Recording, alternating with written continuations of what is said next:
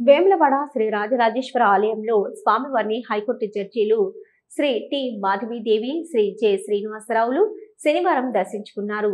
అంతకుముందు రాజన్న ఆలయం guest house వద్ద హైకోర్టు జడ్జీలు పోలీసుల నుంచి గౌరవ వందనం స్వీకరించారు.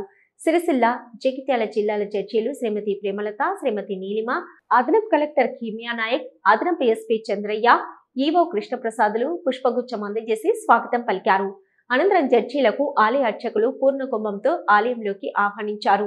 ఈ సందర్భంగా జడ్జీలు రాజన్న సన్నిధిలో స్వామివారికి ప్రత్యేక పూజలు చేశారు. న్యాయమూర్తులను ఆలయ అద్దాల మండపంలో అర్చకులు ఆశీర్వదించి స్వామివారి తీర్థ ప్రసాదాలు అందజేశారు. ఈ కార్యక్రమంలో వేములవాడ ఆర్డీఓ మధుసూదన్, తహసీల్దార్ మహేష్ కుమార్లు పాల్గొన్నారు.